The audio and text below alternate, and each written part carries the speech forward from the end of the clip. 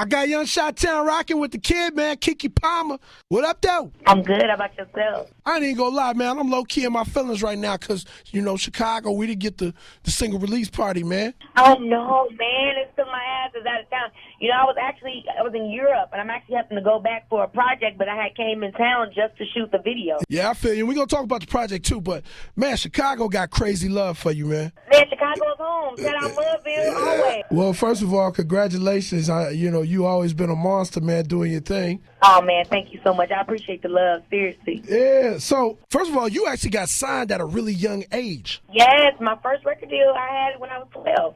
Put out my first album when I was 13. 12. Yeah, 12 years old, Atlantic Records. Most people ain't even doing that. That's not even on their mind at 12 years old. I mean, how did that happen? Well, it was so crazy because I had been, singing in church and stuff like that, and that was my calling card. Like, we always thought I would be a singer, and then we found out that I had, the skill of acting as well. And so, because it's not a lot of opportunities for young entertainers, you think back in the day, they wasn't doing music videos and visual things weren't. And now it's kind of hard to have a kid singing love songs. Right. It was not possible, but I had done American Juniors, which was American Idol for kids, and that's how I got my first time to go to California, and when I got my agent. So music was always what really got me in the door. And after I did Aquila and the Bee, it made me more visible. Right. And then I moved to Atlantic Records and I got my record deal. So music was how I got into Disney and all that stuff because they always wanted you to do more than one thing. Right. Exactly. Man, yeah. that's crazy, man. I mean, that's a hell of a story. Man, I mean, really what's crazy about it as I get older is just the fact that my parents actually believed it. Right. Being an adult, it's I couldn't imagine having a 9-year-old child telling me they wanted to follow their dreams and actually believing they had the responsibility of knowing what that meant. Yeah. God. When did you realize, I got it? I got this. Even acting, you know what I'm saying?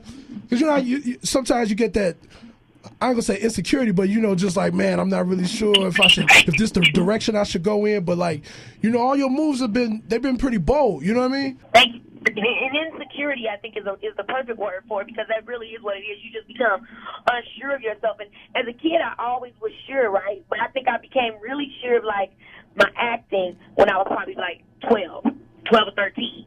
You know what I mean? Because I just felt for whatever reason, I think because I didn't expect to be good at acting, the success that I had made it really easy to believe in myself. Because it was just shit, I'm doing it. Let me just do it. Yeah, right.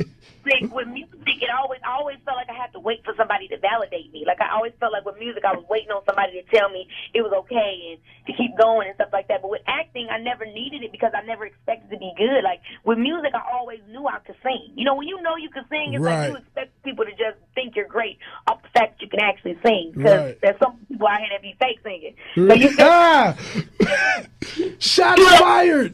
I sing, that means something, but there's so much more to being an artist than being able to sing. And the main thing is believing in yourself. And so once I got that, then it was easy for me to tackle my dreams with music. Right. Which leads us into Migos on the new single.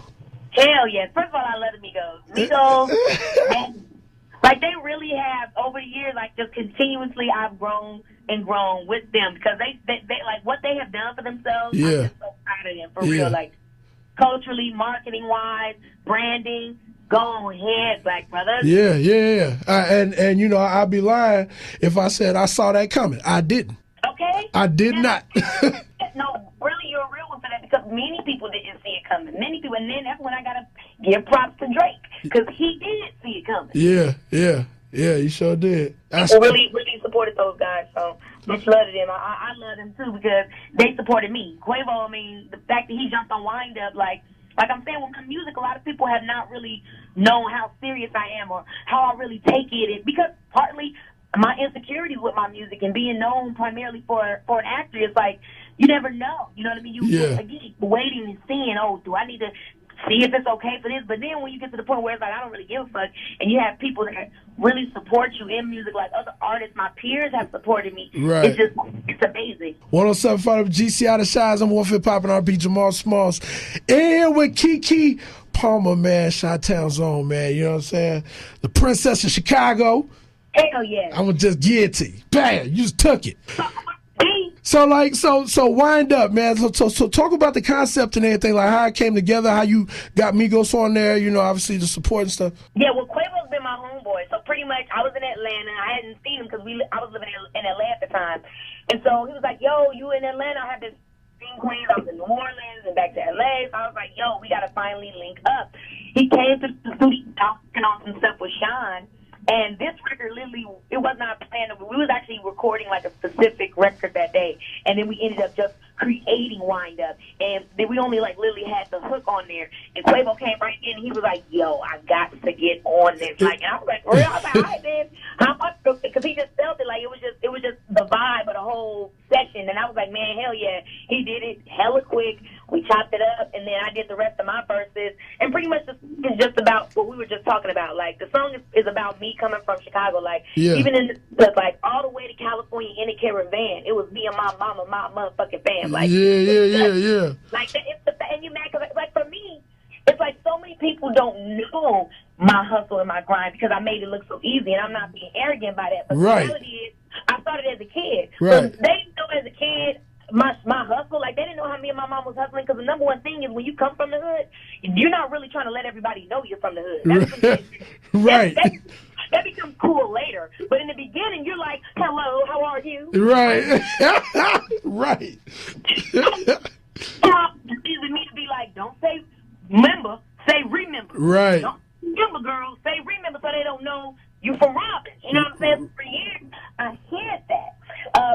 To be successful, I heard that. I perfected myself. I did the Whitney Houston thing. And so after all of that, it's like to get to the point where I'm like, "Yo, now I want to let y'all know, like, I am you." That's the most important thing for me. We have especially coming from where I come from, in the state of, the energy that Chicago is, the energy that's being placed on Chicago. Right. Chicago is a beautiful place, a beautiful city with amazing people, but we're suffering right now because things aren't being addressed. Yeah. So for me, it's like to get the opportunity to let them know, like, baby, I'm here, Chicago, and I've made it out, and this is how we just have to change our mentality. Like, you just have to believe. That's what Wind Up is. Wind Up is about winding the fuck up and blasting everybody out of here. Everybody that told you what you couldn't be, what you couldn't do because of where you're from. Right. Like, I am a living testament to that not being true. Yeah. And that's really the most important thing for me in my career, to make my, fans and people that follow me, I really want them to know that, like, see yourself in me, because we are the same. Introduce the joint. Hey, it's your girl, Kiki, Princess of R&B, Mudville's own